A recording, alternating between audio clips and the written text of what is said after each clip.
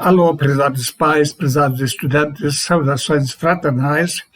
Muito bom podermos compartilhar mais uma vez algumas verdades bíblicas. Sempre nos preocupamos com o futuro da pessoa e quando falamos sobre o futuro, não pensamos apenas no futuro aqui, mas também com aquilo que vem depois da morte. E por isso queremos abordar hoje um tema que é muito relevante em relação à nossa fé, às nossas crenças, comparando com aquilo que a Bíblia ensina ou aquilo que é ensinado pela falsa ciência. Hoje, então, criacionismo versus evolucionismo. Já abordamos uma parte desse assunto em outro estudo e já vimos que existem 3 grupos principais. Existem os ateístas, existem os politeístas, existem também os monoteístas. Nós vimos já, num outro estudo, onde falamos especialmente para crianças, que aqueles que acreditam na teoria da evolução acham que tudo surgiu por acaso, através de uma grande explosão e uma posterior evolução. Porém, no estudo anterior, nós falamos a respeito do fato de uma bactéria, um ser unicelular, menor do que seja visível a olho nu, ele tem dentro de si um motor montado por 50 peças, cada uma encaixada no seu lugar certo para poder funcionar e para acionar os flagelos para a sua locomoção. E a nossa pergunta era, como é que poderia se montar sozinho um motor desse tipo, sem um design, sem alguém que planejou? Não, tudo isso requer realmente a mão de um criador. Também existe, como outro exemplo, esse inseto bombardier. Ele tem dentro do seu corpo 2 áreas, 2 câmaras, uma com peróxido de hidrogênio e outra com hidroquinona. As 2 partes são separadas porque quando os 2 gases se misturam, existe uma explosão. E então eles passam por um esfíncter, onde então são ajuntados, existe a explosão, e dessa forma o inseto se protege de qualquer inimigo que possa atacá-lo. Isso poderia surgir por acaso, uma câmara com um gás, outra com outro gás, e depois lugar para a junção das 2 coisas. É totalmente impossível isso. Por isso, e muitos outros motivos nos mostram que a teoria da evolução não é viável, mesmo cientificamente falando. Aqui vemos, então, esse inseto bombardier, como ele está usando esses 2 gases para explosão, para se defender de inimigos. Agora vamos abordar uma outra questão. Como é que surgiu a alma e o espírito da pessoa?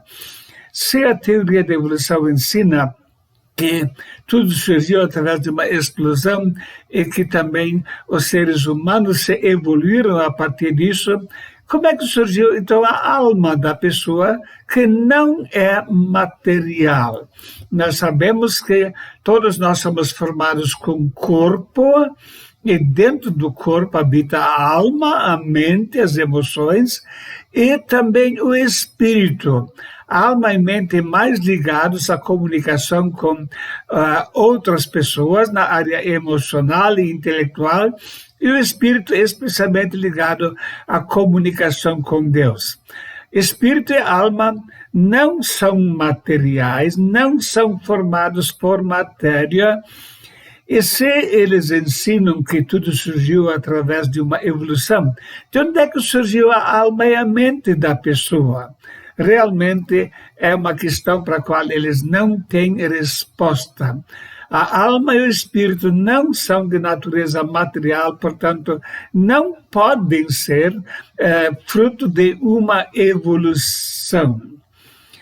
Na hora da morte, o espírito sai do corpo. A Bíblia diz, Salmo 146:4, sai-lhe o espírito e volta para a terra. Quer dizer, o corpo volta para a terra, mas a alma não volta para a terra, ela vai para Deus para dar conta da sua vida.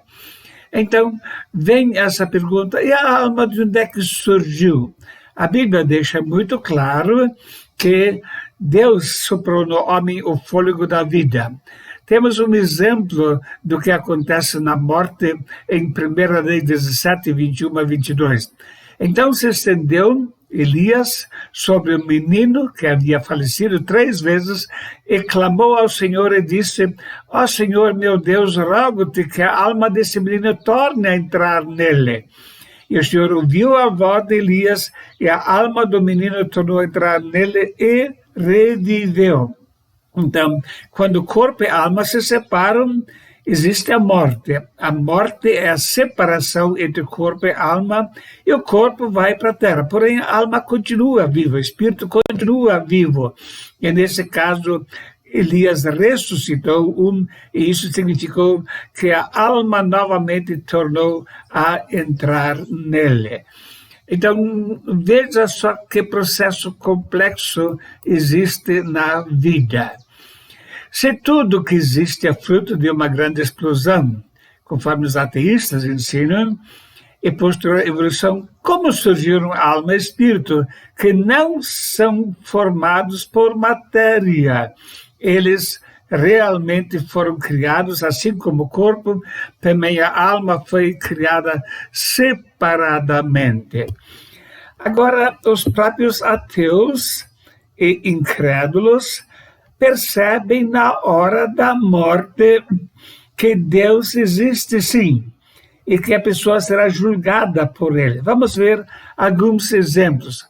Voltaire, o famoso zombador, ele teve um fim terrível. Sua enfermeira disse: por todo o dinheiro da Europa, não quero mais ver um incrédulo morrer. Durante toda a noite ele gritou por perdão. Então, durante a vida, zombou de Deus. Na hora da morte, ele ficou apavorado porque percebeu que Deus existe sim. Então, não dava mais para negar que Deus não existia. Dave Hume, um ateu, ele gritou nas últimas horas da sua vida: estou nas chamas. Seu desespero foi uma cena terrível. Então, durante a vida, negando a Deus e depois confessando o seu desespero. Heinrich Heine, o grande zombador, arrependeu-se posteriormente. Ao final da sua vida, ele ainda escreveu a poesia Destruída esta velha lira na rocha que se chama Cristo. A lira para que a má comemoração era movimentada pelo inimigo mau. A lira que soava para a rebelião, que cantava dúvidas, zombarias e apostasias. Senhor, Senhor, eu me ajoelho, perdoa as minhas canções. Então as pessoas vão mais cedo ou mais tarde notar: Deus sim existe. O Talleyrand, ele disse: eu sofro os tormentos dos perdidos. Também percebeu na hora da morte que ele estava perdido e indo para o sofrimento. Sir Thomas Scott, o antigo presidente da Câmara Alta Inglesa: até esse momento pensei que não havia nem Deus nem inferno. Agora sei e sinto que ambos existem. Estou entregue à destruição pelo justo juízo do Todo-Poderoso. Que desespero é o fim da vida de uma pessoa que aqui zomba de Deus, nega a existência de Deus e no fim da sua vida percebe: Deus existe sim, e eu vou ter que dar contas a Ele da minha vida. Lenin, ele que era um dos fundadores do comunismo na Rússia, ele morreu em confusão mental. Ele pediu pelo perdão dos seus pecados a mesas e cadeiras. A nossa juventude revolucionária se assegura insistentemente em alta voz que isso não é verdade, pois seria desagradável ter que admitir que o ídolo de milhões se derrubou assim mesmo de maneira tão evidente. A sua enfermeira percebeu e contou, ele gritou, pediu perdão até para cadeiras, porque ele estava em desespero. Yagda, chefe da polícia secreta russa, deve existir um Deus. Ele me castiga pelos meus pecados. Veja a conclusão a que chegaram muitos ateístas quando estavam se aproximando do fim da sua vida. Durante a vida, negando a existência de Deus, e no fim perceberam, sim, Deus existe. E Deus criou o homem. Deus criou corpo, alma e espírito. E na hora da morte existe uma separação entre corpo, alma e espírito, e a pessoa vai para estar perante Deus para dar contas da sua vida. Como é diferente a morte de um servo de Deus? O apóstolo Paulo escreveu, mas de ambos os lados estou em aperto, tendo o desejo de partir e estar com Cristo, porque isso é ainda muito melhor. Sim, ele professou a Cristo, ele tinha desejo de poder partir e estar com Cristo. Nenhum medo da morte, pelo contrário, esperando esse momento para poder entrar na presença de Deus. Ou também o primeiro mártir da igreja. Lemos a respeito dele, e disse, eis que vejo os céus abertos e o Filho do Homem que está em pé à mão direita de Deus. E apedrejaram Estevão, que em invocação dizia, Senhor Jesus, recebe o meu espírito, conforme Atos 7, 56 até 59. Então, pessoas que vivem no temor de Deus são pessoas que não se amedrontam diante da morte, pelo contrário, sabem, Deus existe, Cristo é nosso Redentor, Ele pagou pelos nossos pecados, Ele aguarda aqueles que lhe servem para recebê-los na glória eterna. Existe algum benefício de ser evolucionista? Nem um único. Pelo contrário, destrói a vida da pessoa e deixa a pessoa por toda a eternidade sem qualquer esperança, porque a pessoa vai para a perdição eterna. Por isso, é tão importante não ceder aos ensinos falsos que são propagados de que tudo surgiu por acaso. Não. O universo foi criado por Deus, o universo é sustentado por Deus, e cada pessoa foi criada por Deus, e um dia cada pessoa irá dar contas a Deus. Por isso, vamos crer naquele que nos criou, vamos servi-lo de coração e vamos encontrar com ele na glória celeste. Que Deus o abençoe na meditação sobre essas palavras. Um grande abraço e até a próxima vez.